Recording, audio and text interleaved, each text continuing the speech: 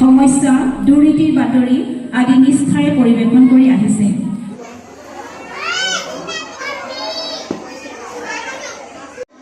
তেওঁলোকৰ কাৰণেহে সকলোৰে কাৰণে নহয় যে সাংবাদিকৰ কাৰণে বৰ কষ্ট হয়। শ্ৰীমান অচিন্ত বৰঠাকুৰ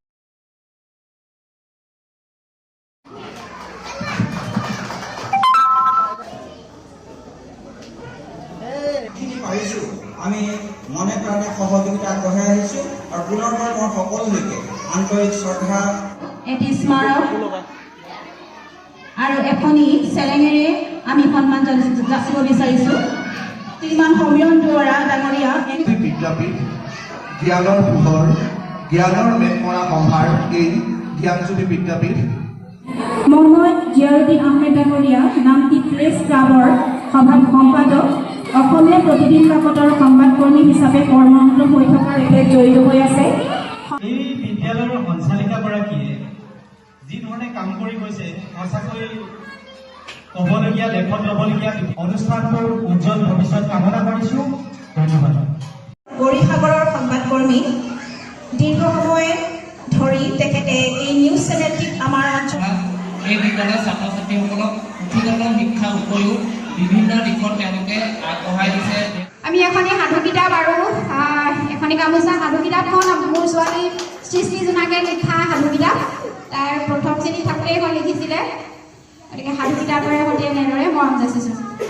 জয় জয়তী আমাৰ প্ৰণিপাত গ্ৰহণ কৰিব। সংবাদ মাধ্যম গণতন্ত্ৰৰ চতুৰ্থ স্তম্ভ। সমাজ এখনৰ আইনস্বৰূপ সংবাদ মাধ্যমৰ লগত জড়িত হৈ আপুনি বৃহত্তৰ এটি অঞ্চলৰ বিভিন্ন ধনাত্মক বা বাতৰি সমস্যা দুৰ্নীতিৰ বাতৰি আদি নিষ্ঠাৰে পৰিৱেশন কৰি আহিছে। সংবাদ সেৱাৰ জৰিয়তে সমাজ ব্যৱস্থাক সুশৃংখলিত কৰা আৰু সমাজৰ সকলো দিশৰে উন্নয়ন সাধন কৰাত উল্লেখযোগ্য অৱদান আগবঢ়াই আহিছে। আপোনাৰ ত্যাগ কষ্ট সহিষ্ণুতা সততাৰে ভৰা কৰ্মৰাজিক সন্মান জনাই এই সম্বৰ্ধনা পত্ৰৰ দ্বাৰা আমাৰ শ্ৰদ্ধা তথা কৃতজ্ঞতা জ্ঞাপন কৰিছোঁ। সংবাদ সেৱাৰ ক্ষেত্ৰখনত আপুনি উজ্বলি উঠক। আপোনাৰ সুস্বাস্থ্য আৰু মহিমামণ্ডিত ভৱিষ্যত জীৱন কামনা কৰিলোঁ। ধন্যবাদেৰে হেমন্ত গগৈ শৈক্ষিক সমন্বয়ক, দেৱজানী শইকীয়া গগৈ সঞ্চালিকা, জ্ঞানজ্যোতি বিদ্যাপীঠ।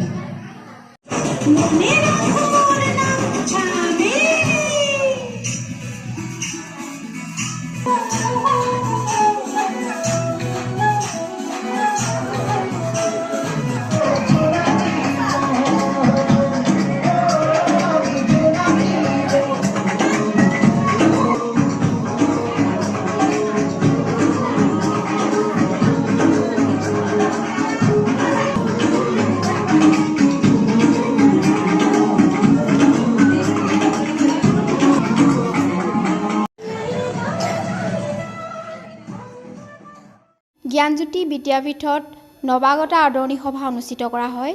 এই সভাত কণ কণ নৱাগতসকলক আদৰণি জনোৱা হয়, শুভাশীষ প্ৰদান কৰা হয়। ইয়াৰ লগতে এই অঞ্চলত সংবাদ সেৱাৰ ক্ষেত্ৰত বিশেষভাৱে অৱদান আগবঢ়াই থকা 5জন জ্যেষ্ঠ সাংবাদিকক সম্বৰ্ধনা জনোৱা হয়। আজিৰ এই বিশেষ অনুষ্ঠানটিত বিশিষ্ট অতিথি হিচাপে উপস্থিত থাকে গেলেকী আদৰ্শ বিদ্যাপীঠৰ সঞ্চালিকা কুন্তীৰাণী বৰা। ইয়াৰ উপৰিও বিশিষ্ট নিমন্ত্ৰিত অতিথি হিচাপে উপস্থিত থাকে শ্বহীদ পিয়লি ফুকন মহাবিদ্যালয়ৰ অসমীয়া বিভাগৰ প্ৰবক্তা জ্যোতি গগৈ বাইদেউ। আজিৰ অনুষ্ঠানটিত ছাত্ৰ ছাত্ৰীসকলে বিভিন্ন ধৰণৰ নৃত্য গীত পৰিৱেশন কৰে আৰু আজিৰ অনুষ্ঠানটিত যথেষ্ট সংখ্যক গণ্যমান্য ব্যক্তি উপস্থিত।